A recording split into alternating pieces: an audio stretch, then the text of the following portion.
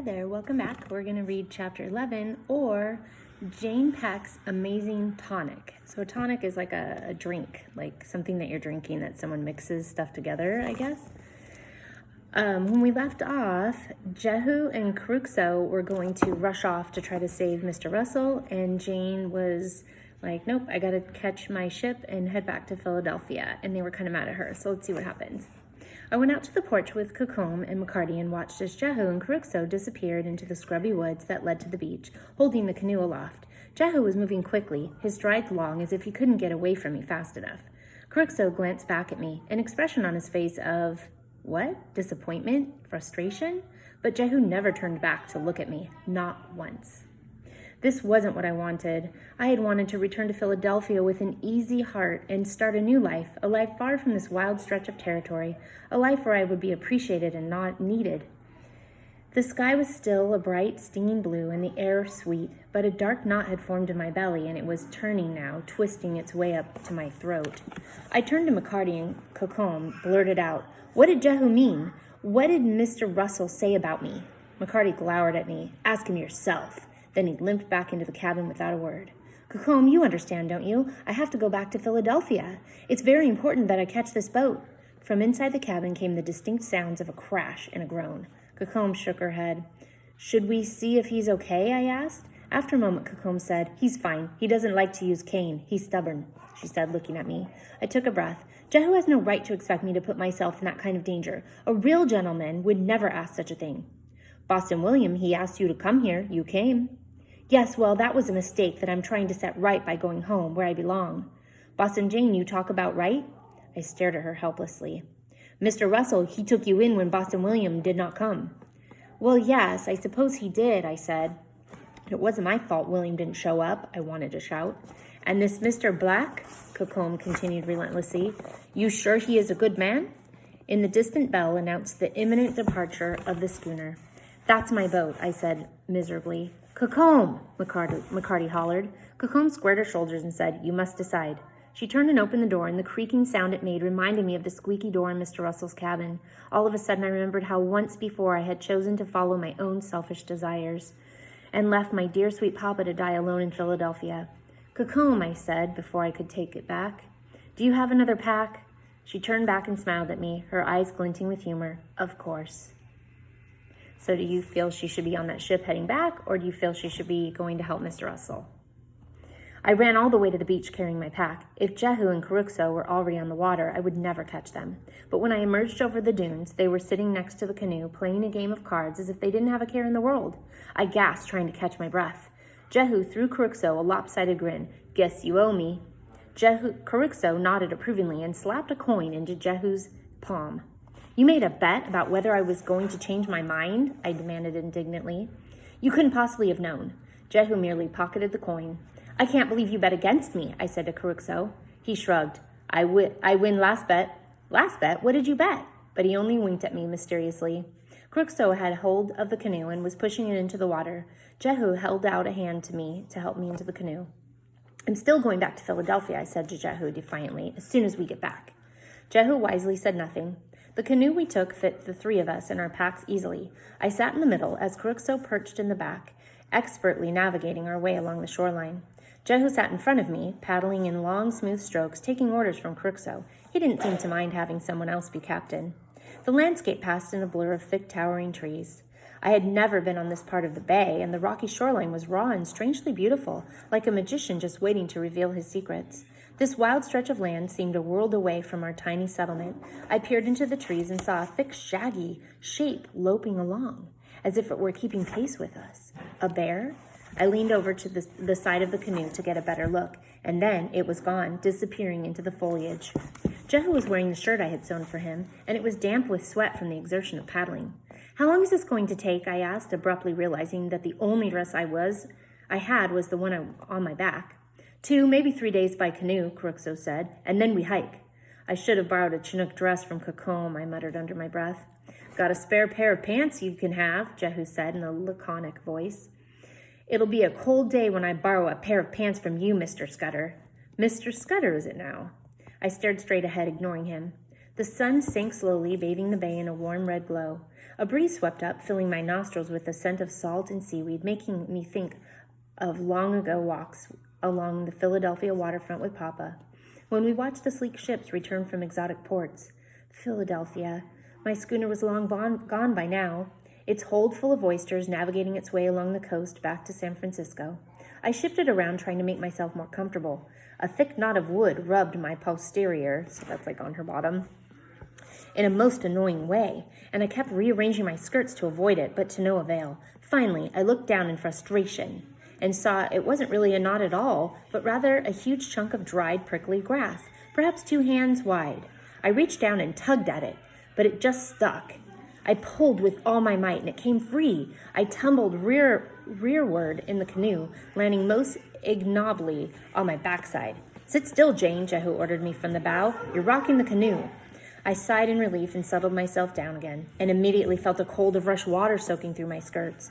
I observed with alarm that the place where the hunk of grass had been was now a large hole, and water was flowing through fast. "Oh dear," I said under my breath. I looked around desperately for anything to stop the leak, and finally yanked the blanket from my pack and stuffed it through. But I pushed too hard, and I heard a distinct crack as rotted wood gave way, making the hole quite enormous. "Jehu," I said in a cautious voice. "Yeah? There seems to be a hole in the canoe." "That's okay," he said absently, his eyes scanning the river for obstructions. "We patched it with grass before we left." "Yes, but you see," I said nervously, "I just removed the grass." "What?" he shouted, whirling around to stare at me and nearly dropping his paddle. Crookshaw looked over to see water rushing in fast. "Why'd you do that?" Jehu shouted. "Because it was most uncomfortable," I said. "I've been sitting on it for hours."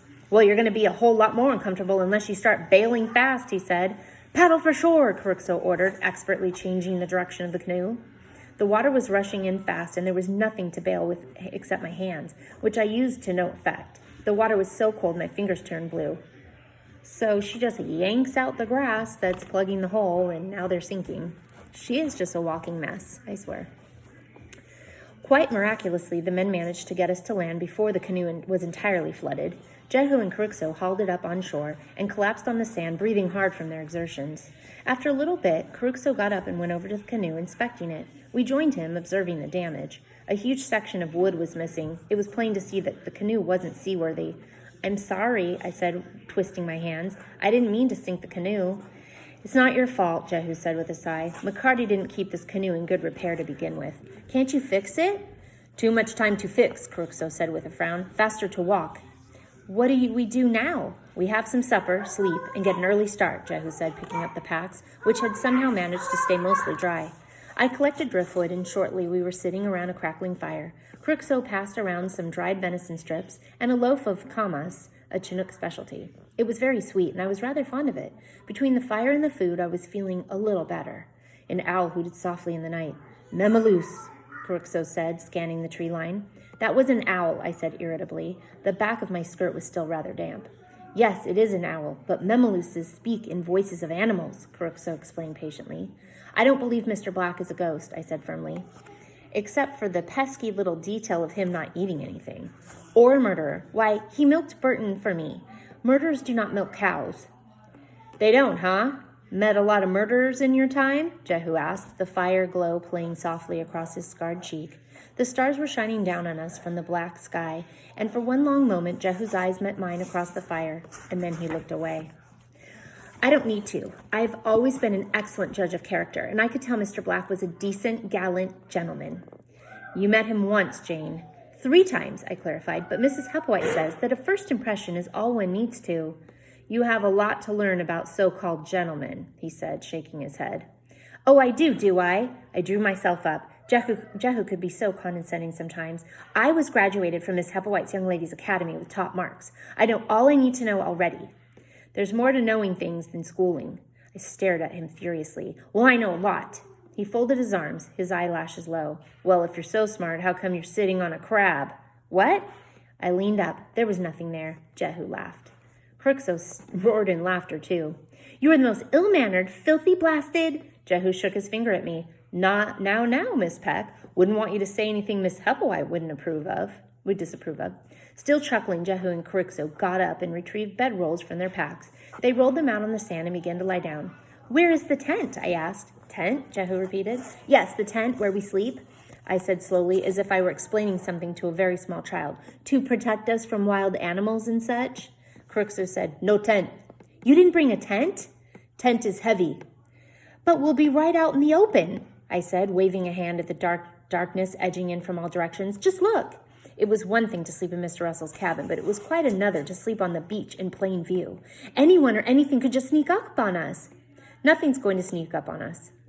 Well, this is most poorly planned, I said. I am going to go search for shelter. I trudged up over the dunes and walked for a time. Then in the distance, I spotted it. Not 200 yards was a log cabin. Hello, I called, but no one answered.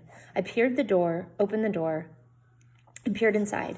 The cabin had clearly not been lived in for some time and smelled musty with disuse. The roof appeared to be caving in on one end, but it seemed to me it would protect us for one night. There were 2 rough bunks in its spacious interior. I reported the good news to the men, who rarely returned with me. Very odd. Probably Hudson's Bay company man, Crooksor said, inspecting the cabin. Seems okay, Jehu acknowledged. It will protect us from the elements, I pointed out. Jehu yawned widely. Right, let's move our things and get some sleep. We moved the provisions in the bedrolls and kindled a new fire. I took one bunk and Crooksor the other, and Jehu settled down on the dirt floor by the fire and closed his eyes. A moment later, I looked across the shack to see that Crooksor was asleep too. You can't both just go to sleep. Someone has to stay awake and keep watch. Great idea. Why don't you go first? Jehu said, and then turned on his side. I heard something that sounded like a snore coming from Crooksor's general direction. You're not really asleep, Crooksor, I said suspiciously. Who's going to stay awake and guard the camp?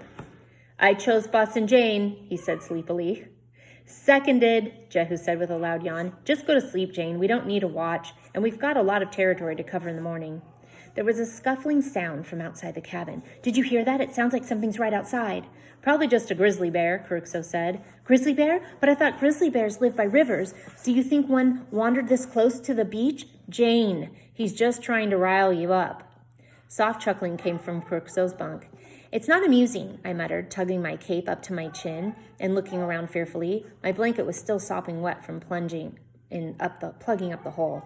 All was quiet for a moment, and then the distinct sound of growling came at me from the blackness behind Jehu. I sat bolt upright. Jehu, what was that? The growling abruptly turned into soft chuckling, and then full-throated laughs, and soon Crooksor was roaring in laughter too. You're both impossible. I flipped away from them. I flipped away from them and stared into the blackness, determined to guard the encampment. My vigilance was the only thing standing between us and certain death. There was no way I was going to fall asleep. Was never a prettier girl than Lucinda, strolling down the aisle that day. I kissed the lips of my bride, Lucinda, and grasped her hand and swept her away. That was the song Mr. Black was singing. The melancholy voice whispered in my dreams, thin as a ribbon, tugging at me, pulling at my eyelids, dragging me up from the deep sleep. There was so much pain in the song, such an aching sorrow that I had to open my eyes. I looked up to see a rough-hewn roof and warm fire flickering on the wooden walls. Momentarily disoriented, I then remembered I was in the trapper's cabin. I heard the reassuring sound of Jehu snoring. Was never a pretty girl than Lucinda. I turned to the voice. He was sitting by the fire, across from Jehu's sleeping form, digging a stick in the dying embers. The song was soft, rising like a sad wail on the dark night, dancing high in the stars. His white starched shirt seemed to glow in the cabin, unearthly, and his pale horse nickered softly in the distance. Mr. Black, I whispered, but he didn't seem to see me. He kept stirring the coals, the flames rising now, sending sparks high. Was this sorrowful man a murderer? An owl hooted softly in the night, and Mr. Black turned to me, his dark eyes glowing in the fire. It's always the people closest to you who betray you, he said, his voice like quicksilver. And then he stirred the coals. The embers seemed to swirl out of the fire, flying through the air at me. They landed with biting stings on my arms and legs. I slapped them away, but no matter how fast I put the embers out, more of them landed, burning me, stinging. I slapped them away from my arms, my face, and then I woke with a start.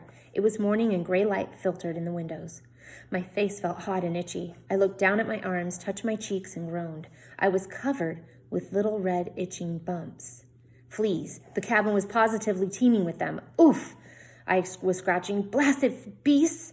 Crooksor was sitting up now and scratching madly at his legs. Fleas are most troublesome.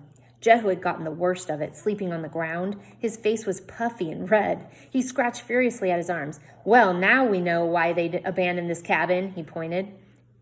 I didn't know, I wailed. Maybe water help, Caruso suggested, and so we all trooped down to the bay and doused our burning skin with water. It cooled the itching temporarily, but a moment later, the searing sensation was back. If we'd had a tent in the first place, we wouldn't have to sleep in that flea-infested cabin, I pointed out. The cabin was your idea, Jehu said, irritable now. Well, you obviously don't know anything about the wilderness, and I'm counting on you to protect me. We're clearly not prepared for this expedition. We have no tent and no medical supplies and only one rifle. Not to mention no canoe, Jehu added wryly. I reddened but continued. I think we should turn around and go back and get adequate supplies and maybe even some more men. Then I wouldn't need to come at all. We went over this, Jehu said, scratching at his neck. We can't lose time and we need you because you're the only one who knows who he looks like. We might as well get moving. It's going to take us a lot longer by foot. The morning dragged by slowly as we walked along in silence. The sky is gray and grisly as it had been blue the day before. Caruso led us through the winding woods, with only the occasional sound of scratching breaking the quiet. We were all quite miserable. When we paused for a drink, I saw that Jehu's face bore raised red welts from where he had scratched himself raw. He scratched a patch of arm in a determined way. You shouldn't scratch. Papa always said that scratching does more harm than good. Thanks for the hint, he said shortly. There's no need to be unpleasant, Jehu. He made a disgruntled sort of sound, got up, and started walking again. I picked up my pack reluctantly and started after them, and that was when I saw a green feathery plant. What had Mr. Swan said? Toke told me that this plant is quite therapeutic for all manner of skin ailments. Apparently one is supposed to put the leaf directly on the skin. So that she had read from Mr. Swan's little journal that he was keeping. I plucked a small shoot, which would be like the stalk of the plant, and rubbed it gently on my arm. It immediately felt better. I hoisted my pack and raced after them with a handful of stems. Wait, I shouted. I found a cure. They paused and regarded me dubiously. With a flourish, I presented them each with a portion of the leaves. Just rub them on your skin, I said. They looked at me warily, but did as I instructed. Jehu looked a little disgusted at the thought, but Caruso put them right on his cheek. He sighed happily. Then Jehu placed his leaves eagerly on his face. For a moment it seemed that they wouldn't work, and then his eyes fluttered shut. He gave a moan of relief. Now that's what I call a mighty fine tonic. I smiled triumphantly. Remind me to apply for a patent when we're back in civilization. I can call it Miss Jane Peck's Amazing Tonic. Cures all ills, he quipped. All right, and that is the chapter. See you next time. Thanks for joining. Bye.